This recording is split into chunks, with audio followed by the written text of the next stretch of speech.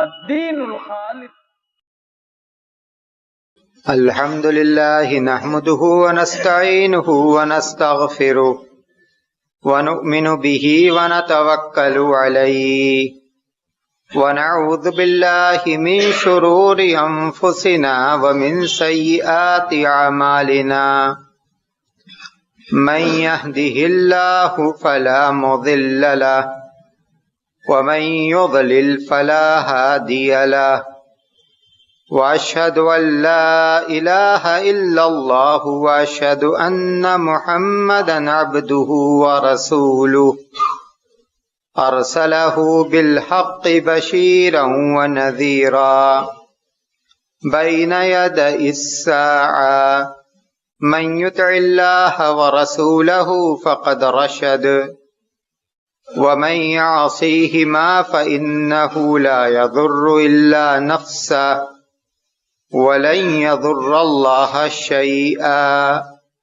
أما بعد فإن خير الحديث كتاب الله وخير الهدي هدي محمد صلى الله عليه وسلم وشر الأمور محدثاتها وكل محدثة بدعة وكل بدعة ضلالة وكل ضلالة في النار. أعوذ بالله من الشيطان الرجيم. بسم الله الرحمن الرحيم.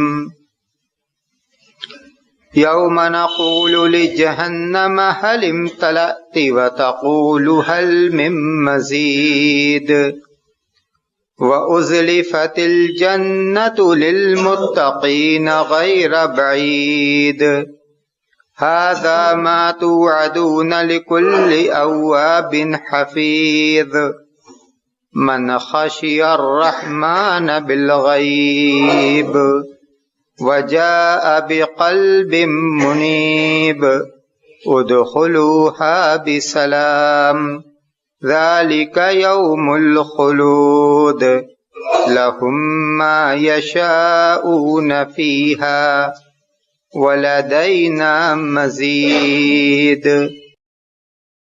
وقال تعالى يا أيها الذين آمنوا اتقوا الله ولتنظر نفس ما قدمت لغد واتقوا الله ان اللہ خبیر بما تعملون. برادران اسلام، محترم بزرگوں، عزیز بھائیوں، ماں اور بہنوں،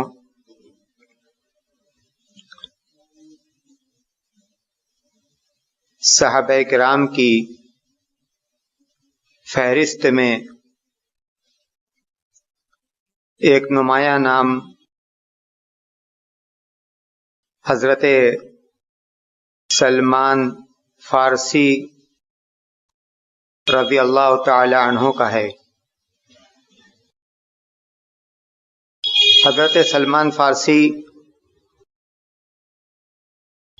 اصبہان کے رہنے والے تھے.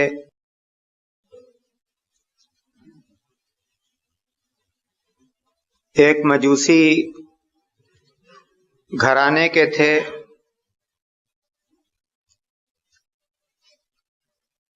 ان کے والد اپنے علاقہ کے سردار تھے اور ان سے بہت زیادہ محبت رکھتے تھے. محبت رکھنے کی وجہ سے وہ ان کو گھر کے اندر ہی رکھتے تھے. ایک روز ایک ضرورت سے ان کو گھر کے باہر بھیجا. ان کا گزر نصرانیوں کی عبادت گاہ کے پاس سے ہوا جہاں وہ عبادت کر رہے تھے، ان کو ان کی عبادت اچھی لگی، ان کے ساتھ کچھ وقت گزارا، اور جب گھر واپس آئے ان کے والد نے تاخیر کا سبب پوچھا تو پوری بات بتلا دی۔ چونکہ ان کا گھرانہ مجوسی تھا، ان کے والد کو یہ بات اچھی نہ لگی اور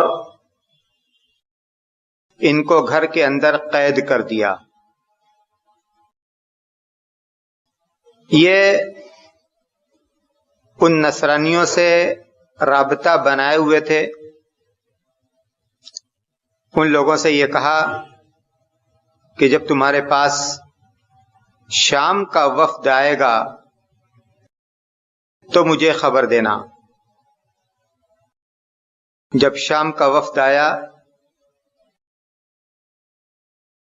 تو حضرت سلمان فارسی نے اپنے آپ کو قید سے آزاد کیا اور چپکے سے اس وفد کے ساتھ شام چلے گئے۔ شام جا کر وہاں کے ایک بڑے پادری کی خدمت میں لگ گئے تاکہ اس سے دین کا علم حاصل کریں۔ اس پادری کا انتقال ہوا، دوسرے پادری کے پاس، دوسرا پادری مرا، تیسرے پادری کے پاس، ایک پادری سے دوسرا پادری، اور ایک جگہ سے دوسری جگہ حضرت سلمان فارسی منتقل ہوتے رہے، یہاں تک کہ عموریہ کے پادری کے پاس پہنچے۔ عموریہ کا پادری جب اس کی عمر زیادہ ہوئی اور اس کی موت کا وقت قریب آیا تو حضرت سلمان فارسی نے یہ کہا کہ تمہارے بعد، آپ کے بعد میں کس کے پاس جاؤں، کس سے علم حاصل کروں؟ اس پادری نے کہا کہ اب میری نظر میں تو کوئی شخص ایسا نہیں ہے جس کے پاس دین کا مجھ جیسا علم ہو اور جو میرے طریقے پر ہو۔ ہاں، ایک پیغمبر کا جلد ہی ظہور ہونے والا ہے جو دین ابراہیمی پر رہے گا اور عربوں میں سے رہے گا، ہجرت کر کے ایسی جگہ جائے گا جو جگہ، جو آبادی دو کالے پہاڑوں کے درمیان ہوگی اور جہاں کھجور کے درخت ہوں گے۔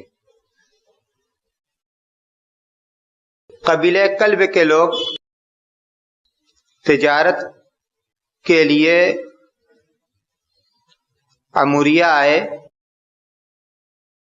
حضرت سلمان فارسی نے یہ کہا کہ میرے پاس جو کچھ ہے، جو اونٹ ہیں اور دوسرے جانور ہیں، میں یہ سب تم لوگوں کو دے دیتا ہوں، مجھے اپنے ساتھ لے چلو۔ یہ لوگ اس کے لیے تیار ہوئے، حضرت سلمان فارسی کو اپنے ساتھ وادی القرا لائے جو شام اور مدینہ کے درمیان واقع ہے۔ وہاں آ کر ان لوگوں نے حضرت سلمان فارسی کو دھوکہ دے دیا، سب کچھ لے تو لیا لیکن ایک یہودی کے ہاتھ ان کو فروخت کر دیا۔ بنو قریظہ کا وہ یہودی ان کو لے کر مدینہ پہنچا۔ جب یہ مدینہ پہنچے تو انہوں نے دیکھا کہ یہ تو وہی علاقہ ہے، یہ تو وہی علاقہ لگتا ہے جس کی علامت مجھے اموریہ کے پادری نے بتلائی تھی۔ ان کو خوشی ہوئی اور یہ اللہ کے رسول صلی اللہ علیہ وسلم کے آنے کا انتظار کرنے لگے۔ ایک روز ان کا جو آقا تھا وہ کسی سے گفتگو کر رہا تھا کہ مکہ سے ہجرت کر کے ایک شخص یہاں آیا ہے جو اپنے آپ کو نبی کہتا ہے۔ حضرت سلمان فارسی کہتے ہیں کہ یہ سن کر مجھ پر کپ کپی طاری ہو گئی اور میں جس درخت پر چڑھ کر کام کر رہا تھا، کھیتی کے کام کر رہا تھا، مجھے ایسا لگا کہ میں اس درخت سے نیچے گر جاؤں گا۔ انہوں نے پوچھا کہ کیا معاملہ ہے؟ ان لوگوں نے کچھ بات بتلائی، کچھ بات نہیں بتلائی۔ حضرت سلمان فارسی رضی اللہ تعالی عنہ خبر لیتے رہے۔ ان کو یہ معلوم ہوا کہ اللہ کے رسول صلی اللہ علیہ وسلم مدینہ پہنچ چکے ہیں اور قباء میں ہیں۔ کچھ کھجور لے کر یہ قباء پہنچے۔ اس پادری نے حضرت سلمان فارسی رضی اللہ تعالی عنہ کو جو اللہ کے رسول صلی اللہ علیہ وسلم کی علامتیں بتلائی تھیں، ان علامتوں میں سے ایک بات یہ بھی تھی کہ وہ صدقہ نہیں کھائیں گے، ہدیہ قبول کریں گے، اور ان کے پشت پر، ان کی پیٹھ پر نبوت کی مہر ہوگی۔ حضرت سلمان فارسی کھجور لے کر اللہ کے رسول صلی اللہ علیہ وسلم کی خدمت میں پہنچے اور یہ کہا کہ یہ صدقہ کی کھجوریں ہیں۔ اللہ کے رسول صلی اللہ علیہ وسلم نے آپ کے ساتھ جو صحابہ کرام تھے ان میں تقسیم کر دی، خود نہیں کھایا۔ حضرت سلمان فارسی نے جب یہ منظر دیکھا تو اپنے دل میں یہ کہا کہ ایک علامت پوری ہو گئی۔ کچھ دنوں کے بعد جب اللہ کے رسول صلی اللہ علیہ وسلم مدینہ پہنچے تو حضرت سلمان فارسی پھر کچھ کھجوروں کو لے کر آپ کی خدمت میں حاضر ہوئے اور یہ کہا کہ یہ آپ کے لیے ہدیہ ہے۔ اللہ کے رسول صلی اللہ علیہ وسلم نے ان کھجوروں کو نوش کیا۔ حضرت سلمان فارسی نے کہا کہ اب دوسری علامت پوری ہوئی۔ کچھ دنوں کے بعد اللہ کے رسول صلی اللہ علیہ وسلم ایک صحابی کے جنازہ میں تھے بقیع قبرستان میں۔ حضرت سلمان فارسی کو خبر ملی، بنو قریظہ کی آبادی وہاں سے بہت دور نہیں ہے۔ حضرت سلمان فارسی کو خبر ملی، وہ پہنچے اور اللہ کے رسول صلی اللہ علیہ وسلم کے آگے پیچھے کرتے رہے۔ اللہ کے رسول صلی اللہ علیہ وسلم نے یہ سمجھا کہ سلمان کچھ دیکھنا چاہتے ہیں۔ آپ چادر اوڑھے ہوئے تھے، آپ نے پشت سے چادر کو سرکایا۔ حضرت سلمان نے نبوت کی مہر دیکھی، رونے لگے اور اس کا بوسہ لینے لگے۔ اللہ کے رسول صلی اللہ علیہ وسلم نے کہا کہ سلمان آگے آؤ۔ آگے آئے۔ واقعہ تو آگے بھی ہے لیکن یہ تمہید ہے، اصل موضوع کچھ اور ہے۔ یہ حضرت سلمان فارسی صحابہ کرام میں ان کا مرتبہ اور مقام کیا تھا۔ غزوہ خندق کے موقع پر جب صحابہ کرام خندق کھود رہے تھے تو انصار ایک طرف حضرت سلمان فارسی کو آواز دیتے کہتے تھے کہ سلمان ہمارے ساتھ ہیں، اور مہاجرین دوسری طرف حضرت سلمان فارسی کو آواز دیتے، کہتے کہ سلمان تم ہمارے ساتھ رہو۔ اس موقع پر اللہ کے رسول صلی اللہ علیہ وسلم نے کہا تھا کہ سلمان منا اہل البیت، کہا کہ سلمان ہم میں سے ہیں، ہمارے گھر کے ایک فرد ہیں، اہل بیت میں سے ہیں۔ حضرت سلمان فارسی اور حضرت ابو درداء انصاری رضی اللہ تعالی عنہ دونوں کا بھائی چارہ اللہ کے رسول صلی اللہ علیہ وسلم نے کرایا۔ ایک روز حضرت سلمان فارسی حضرت ابو درداء کے گھر آئے۔ حضرت ابو درداء موجود نہیں تھے، ان کی اہلیہ تھیں۔ حضرت سلمان فارسی نے ان کی اہلیہ سے پوچھا کہ اپنا یہ حال تم نے کیوں بنا رکھا ہے؟ بالکل سادہ لباس، سادگی کے ساتھ۔ تو حضرت ام درداء رضی اللہ تعالی عنہا نے کہا کہ تمہارے بھائی ابو درداء کو دنیا سے کوئی مطلب نہیں ہے۔ حضرت ابو درداء واپس آئے، گھر واپس آئے۔ حضرت سلمان فارسی مہمان تھے، بھائی بھی تھے، بھائی چارگی کے حساب سے، اور مہمان بھی تھے۔ ان کے سامنے کھانا پیش کیا تو حضرت سلمان فارسی نے کہا حضرت ابو درداء سے کہ آپ بھی کھانے میں شریک ہو جائیں۔ حضرت ابو درداء نے کہا کہ میں تو روزہ کی حالت میں ہوں۔ حضرت سلمان فارسی نے کہا کہ جب تک آپ اس کھانے میں شریک نہیں ہوں گے میں کھانا نہیں کھاؤں گا۔ حضرت ابو درداء نے روزہ توڑا۔ نفل روزے ضرورت کے موقعوں پر توڑے جا سکتے ہیں، اور اگر مہمان ہو تو مہمان کا لحاظ کرتے ہوئے نفل روزے توڑے جا سکتے ہیں۔ حضرت ابو درداء نے روزہ توڑا، حضرت سلمان فارسی کے ساتھ کھانے میں شریک ہوئے۔ جب رات آئی تو حضرت ابو درداء تہجد کی نماز کی تیاری کرنے لگے۔ حضرت سلمان فارسی نے کہا کہ ابھی سو جاؤ۔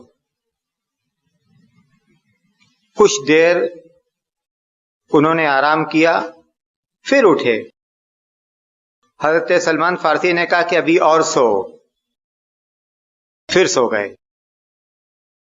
جب رات کا آخری پہر آیا تو حضرت سلمان فارسی نے کہا کہ اٹھو، اب ہم دونوں ساتھ نماز پڑھتے ہیں۔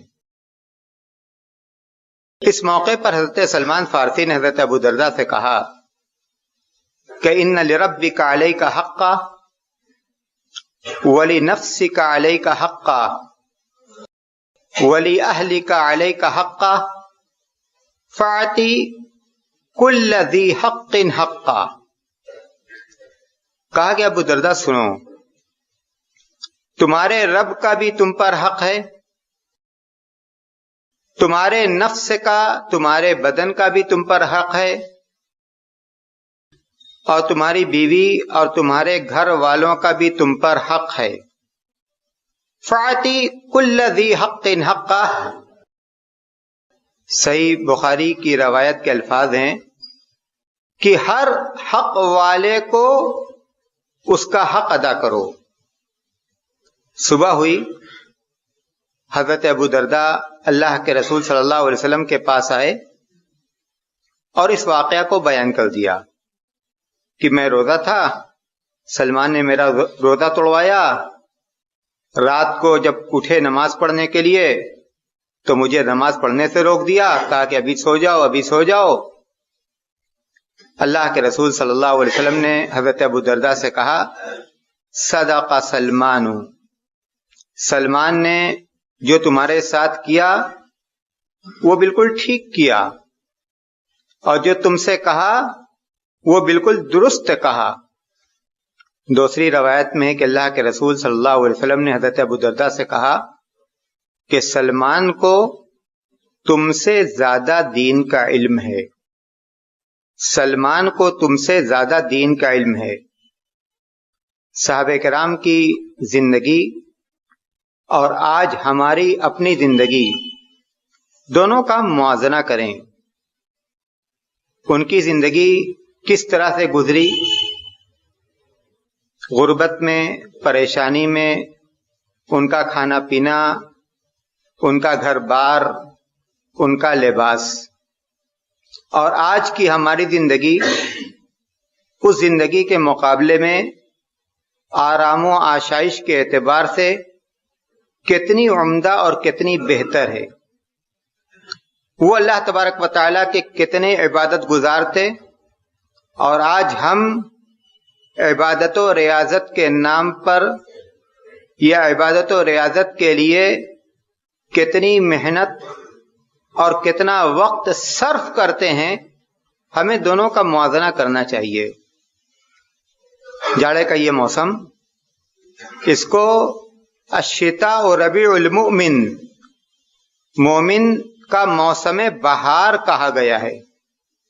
حضرت عبداللہ بن مسعود رضی اللہ تعالی عنہ کہتے تھے کہ مرحبا بالشتاء تنزل فیہ البرکۃ، جاڑا خوش آمدید ہو، اس موسم میں برکتیں نازل ہوتی ہیں، اس موسم میں برکتیں نازل ہوتی ہیں.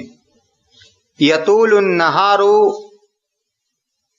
للصیام، یطول اللیل للقیام ویقصر النہار للصیام. کہتے ہیں کہ دن چھوٹا ہوتا ہے روزے رکھنے کے لیے، اور رات لمبی ہوتی ہے قیام کے لیے. یہ صحابہ کرام تھے. موسموں کی تبدیلی کو وہ شرعی نقطۂ نظر سے دیکھتے تھے. شرعی نقطۂ نظر سے دیکھتے تھے کہ یہ جو موسم کی تبدیلی ہے، شرعی اعتبار سے اس موسم کا ہم سے کیا تقاضا ہے. رات اگر لمبی ہے تو اس لمبی رات کا ہم سے کیا تقاضا ہے. دن اگر سرد اور چھوٹا ہے تو اس سرد اور چھوٹے دن کا ہم سے کیا تقاضا ہے. کیا موسموں کی تبدیلیوں کو کبھی ہم اس نقطۂ نظر سے دیکھتے ہیں؟ رات کی نمازیں، اللہ کے رسول صلی اللہ علیہ وسلم نے فرمایا افضل الصلاة بعد الفریضہ صلاۃ اللیل. فرض نمازوں کے بعد سب سے افضل نماز یہ رات کی نماز ہے. سب سے افضل نماز یہ رات کی نماز ہے. نفل روزوں کے سلسلے میں اللہ کے رسول صلی اللہ علیہ وسلم نے ایک صحابی سے کہا، جب انہوں نے اللہ کے رسول صلی اللہ علیہ وسلم سے یہ کہا کہ مجھے کوئی بہت اچھا عمل بتلا دیں، آپ نے کہا کہ علیک بالصوم فإنہ لا عدل لہ، روزے رکھا کرو. کوئی بھی نیکی روزوں کی برابری نہیں کر سکتی یا روزوں کے برابر نہیں ہے. تو یہ جو مواقع ہیں، ہم ان مواقعوں سے کتنا فائدہ اٹھاتے ہیں. اللہ کے رسول صلی اللہ علیہ وسلم کی کتنی ایسی سنتیں ہیں جن پر ہمیں عمل کرنا چاہیے.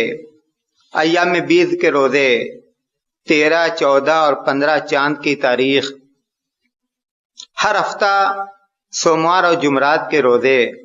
اللہ کے رسول صلی اللہ علیہ وسلم نے فرمایا ان دونوں دنوں میں بندوں کے اعمال اللہ کے حضور پیش ہوتے ہیں. میں چاہتا ہوں کہ میرا عمل پیش ہو تو میں روزہ کی حالت میں رہوں.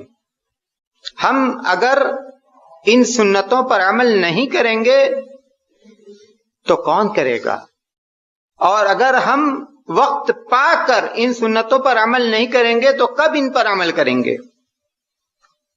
ہم میں سے ہر شخص کو اپنے آپ سے پوچھنا چاہیے کہ سال میں 365 دنوں میں ہم کتنی راتوں کو اٹھتے ہیں اور تہجد کی نماز پڑھتے ہیں. یہ ضروری نہیں ہے. اللہ کے رسول صلی اللہ علیہ وسلم رات کے ہر پہر اپنی صحت کو دیکھ کر، اپنی طبیعت کو دیکھ کر، اپنے ظروف کو دیکھ کر تہجد پڑھتے تھے. کبھی فجر سے پہلے پڑھتے تھے، کبھی عشاء کے بعد پڑھتے تھے، کبھی درمیان کی رات کو پڑھتے تھے. تو اگر ایک مسلمان ٹھان لے، عزم کر لے اور اللہ تبارک و تعالیٰ سے توفیق طلب کرے تو یہ کام بہت مشکل نہیں ہے. فجر کی نماز سے 15 منٹ 20 منٹ پہلے بھی اگر کوئی شخص اٹھ جائے، 8 رکعت نہ صحیح 6 رکعت، 6 رکعت نہ صحیح 4 رکعت، بہت اہم عبادت ہے، بہت بڑی عبادت ہے، بہت اجر و ثواب والی عبادت ہے. اور اسی طرح نفل روزے ہیں. جاڑے کا یہ موسم ہم سے اس بات کا تقاضا کرتا ہے کہ ہم ان راتوں سے، لمبی راتوں سے، چھوٹے دنوں سے فائدہ اٹھائیں. جس کے رمضان کے روزے چھوٹے ہوئے ہیں، سفر کی وجہ سے، بیماری کی وجہ سے، عورتیں ہیں ان کے اپنے عذر کی وجہ سے، تو وہ اس موسم کا فائدہ اٹھائیں اور اللہ تبارک و تعالیٰ سے اس کے لیے توفیق طلب کریں. اللہ تبارک و تعالیٰ ہم سب کو نیکی کے راستوں پر لگائے رکھے، برائی کے راستوں سے بچائے، جب تک زندہ رکھ اسلام پر چلنے والا بنا کر زندہ رکھ، جب موت آئے تو ایمان پر آئے. وآخر دعوانا الحمدللہ رب العالمین.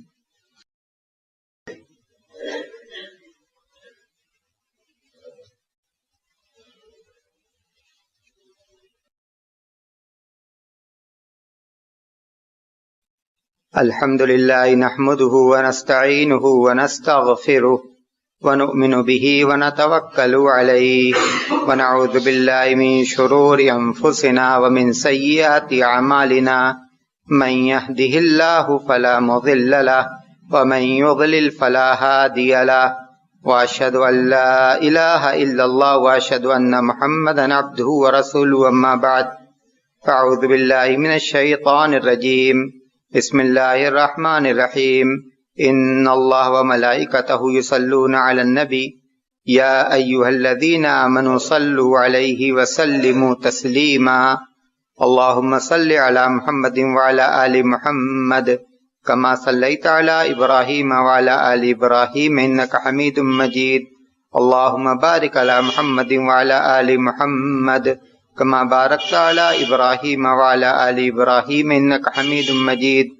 عباد الله رحمكم الله، إن الله يأمر بالعدل والإحسان وإيتاء ذي القربى وينهى عن الفحشاء والمنكر والبغي يعظكم لعلكم تذكرون. اذكروا الله يذكركم وادعوه يستجب لكم ولذكر الله تعالى أعلى وأجل وأعظم وأكبر.